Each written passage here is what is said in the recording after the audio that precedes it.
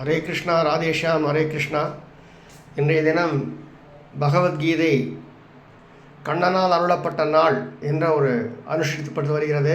அதன் அடிப்படையிலே உற்சவமூர்த்திக்கு அபிஷேக அலங்காரலாம் ஆகி அங்கே பகவத்கீதை முழுவதுமாக பாராயணம் செய்யப்பட்டு கொண்டிருக்கிறது.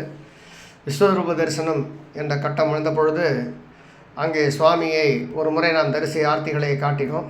இப்பொழுது மீண்டும் இங்கே மூலவருக்கு ஸ்ரீகிருஷ்ணனை எவ்வளவு திருப்திப்படுத்தினாலும் மனதில் ஒரு பூரணம் கிடைக்கவில்லை என்பதனால் இன்றைக்கு மூலவர் சன்னதியில் இருக்கக்கூடிய கிருஷ்ணருக்குமாக வழக்கம்போல் நாம் சார்த்தக்கூடிய தயிர் காப்பை சாத்தி அபிஷேக அலங்காரங்கள் செய்வதாக உத்தேசமானது.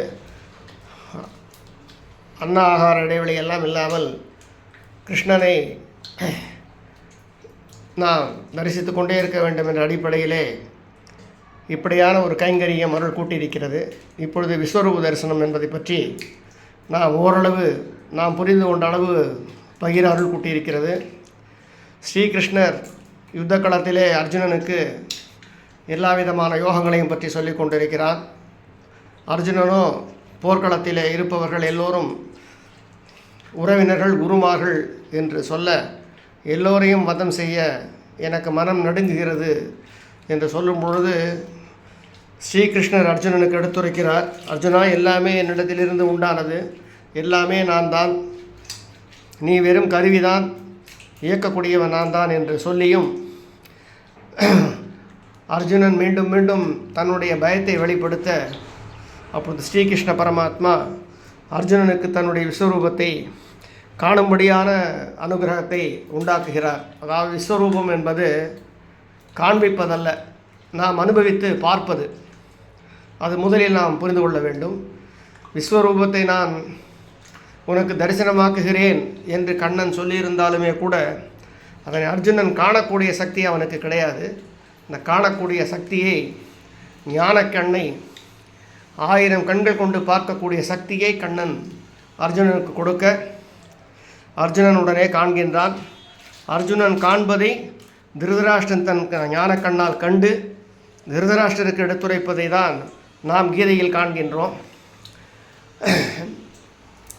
கண்ணனுடைய திருவடியிலிருந்து திருமுடி வரை அண்ட சராசரங்கள், பிரபஞ்சங்கள், 33 கோடி தேவர்கள், பரமேஸ்வரன், பார்வதி, பிரம்மா, சரஸ்வதி, நவகாளிகள், 1008 காளிகள், 1008 சக்திகள், லட்சக்கணக்கான ருத்ரர்கள், லட்சக்கணக்கான பிரம்மாக்கள், ஆயிரக்கணக்கான தேவாதி தேவர்கள் என்று ஒவ்வொரு சதுயுகத்திற்கும்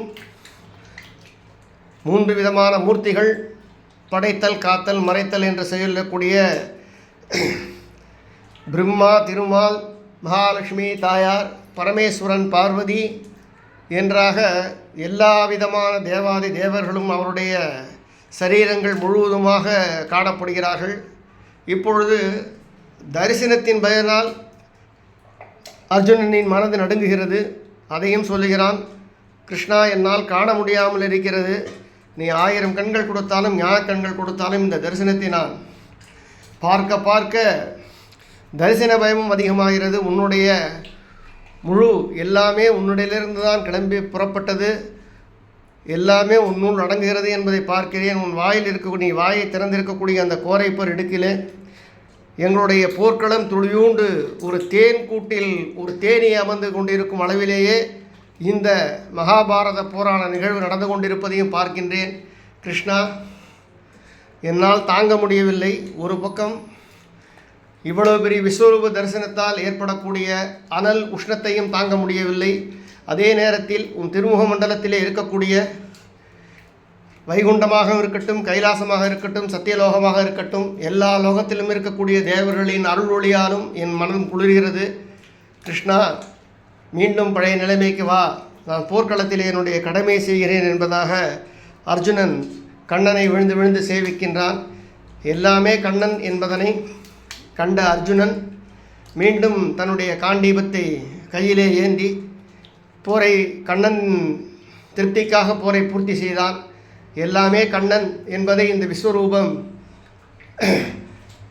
நமக்கு உணர்த்துகிறது என்பதாக இருக்கிறது. எனவே கீதையை எப்படி நாம் திருவாசகம், மற்றும் தேவி மகாத்மியம், ஸ்ரீமத் பாகவதம் எல்லாவற்றையும் அனுபவிக்கிறோமோ அதுபோல் இன்னும் கூடிய விரைவிலே பகவத்கீதையை நாம் முழுவதுமாக அனுபவிக்க வேண்டும். அதற்கான அருளை கிருஷ்ணன் தர வேண்டும் என்று கிருஷ்ணன் திருவடியை மீண்டும் மீண்டும் சேவிக்கின்றோம்.